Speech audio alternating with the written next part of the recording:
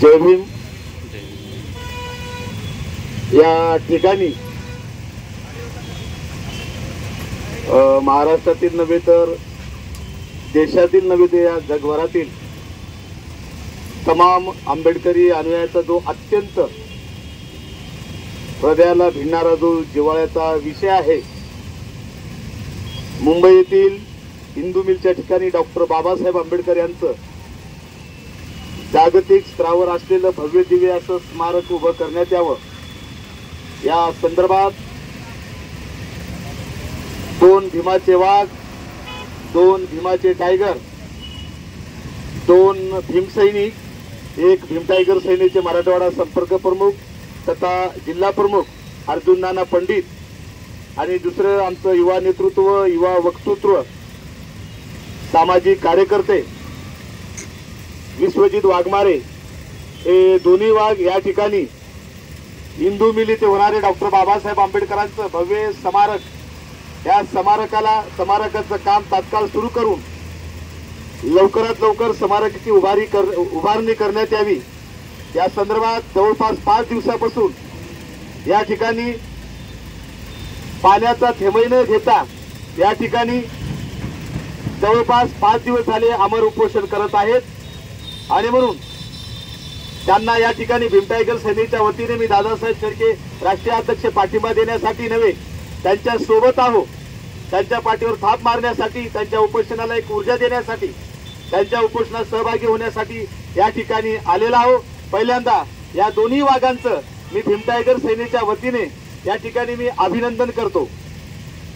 मुळात आपल्या सर्वांना माहित असेल, हा विषय आजचा कालचा नाही, मुळातच 6 डिसेंबर 2011 ला डॉक्टर बाबासाहेब आंबेडकरांच्या महापरिनिर्वाण दिनानिमित्त डॉक्टर बाबासाहेब आंबेडकरांना अभिवादन करून त्या ठिकाणी उपस्थित असलेले लाखो अनुयायी हिंदू मिल मध्ये घुसून संपूर्ण हिंदू मिल ताब्यात घेतलं।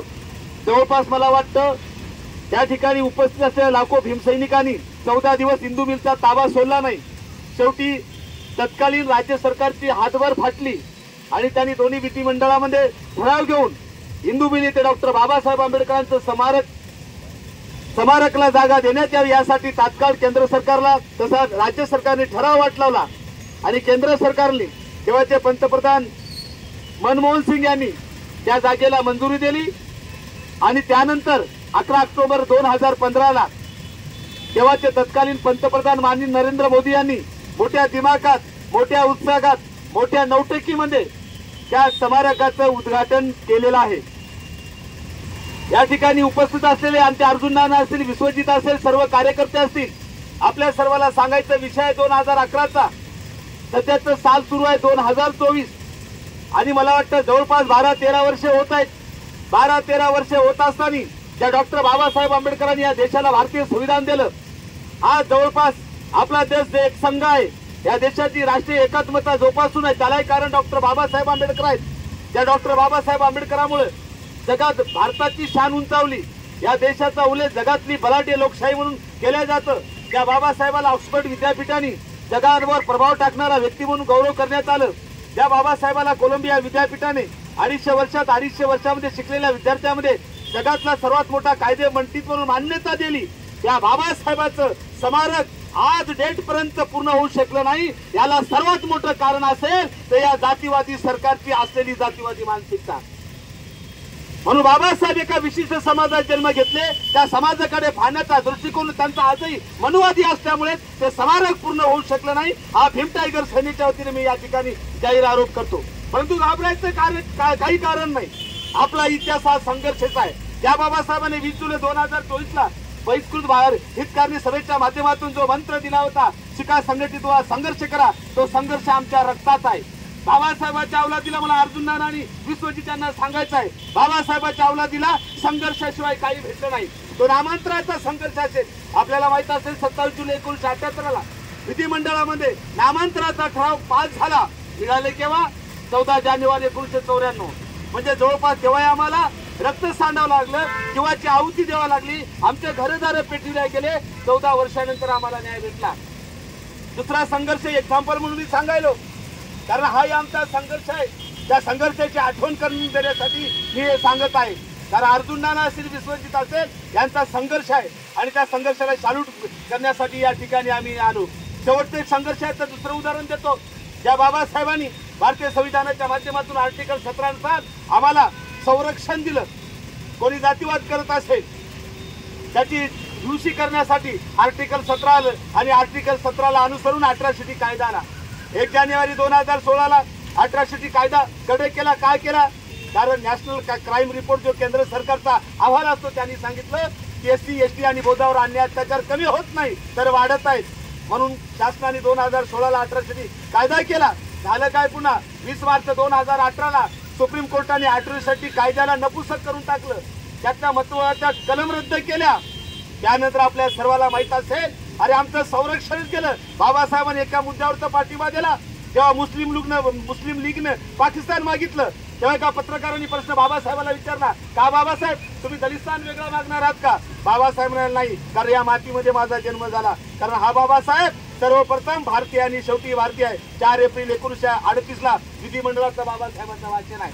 फक्त बाबासाहेबांनी एक सांगितलं, आम्ही या देशात राहू, आम्हाला संरक्षणाची हमी द्या। आर्टिकल 17 आलं, त्याला अनुसरून अॅट्रॉसिटी आली आणि शेवटी मनुवादी सुप्रीम कोर्टाने ही अॅट्रॉसिटी नपुसक करून टाकली।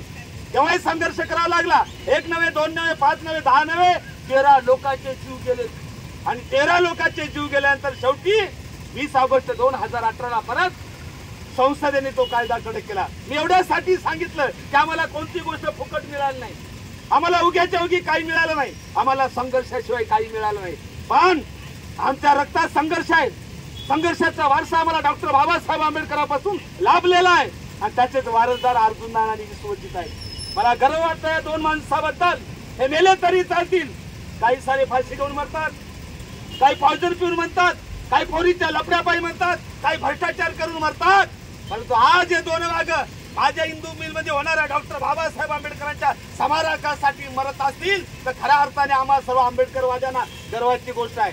आणि म्हणून या ठिकाणी शासनाला इशारा देतो की आमच्या अर्जुन नानाची मागणी, विश्वजित वाघमारेची मागणी ही विधायक आहे। कायद्याच्या अधीन राहून उपोषण या ठिकाणी उपोषणाला बसलेले आहेत, पण 5 दिवस असताना जे आमचे दोन्ही टायगर अन्नाचा कण न खाता पाण्याचा थेंब न पिता या ठिकाणी बसलेत आणि 5 दिवसात जर तुम्ही या ठिकाणी ते उपोषण निकाली काढत नसेल तर 100% कलेक्टर, जिल्हाधिकारी परभणी यांचाही माझ्यावर आरोप आहे की या कलेक्टरची जी मानसिकता आहे ती मनुवादी मानसिकता आहे।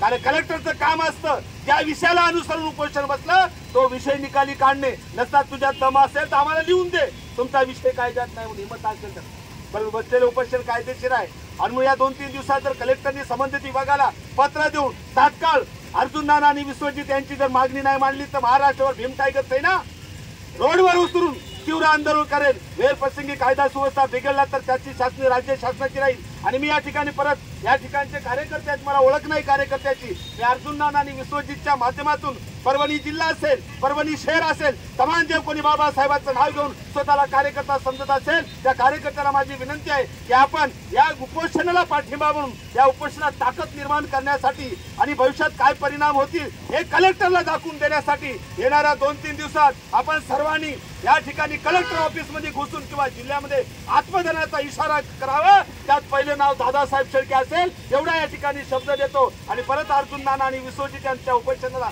मी या ठिकाणी पाठिंबा देतो एवढं सांगतो, थांबतो। जय भीम, जय संविधान, डॉक्टर बाबासाहेब आंबेडकरांचा, भारतीय संविधानाचा, तथागत गौतम बुद्धांचा, हम सब। अर्जुन नाना विश्वजित तुम आगे बढ़ो, अर्जुन नाना विश्वजित तुम आगे बढ़ो। धन्यवाद। जय भीम, जय संविधान। भीम टायगर सेनेचा जय असो।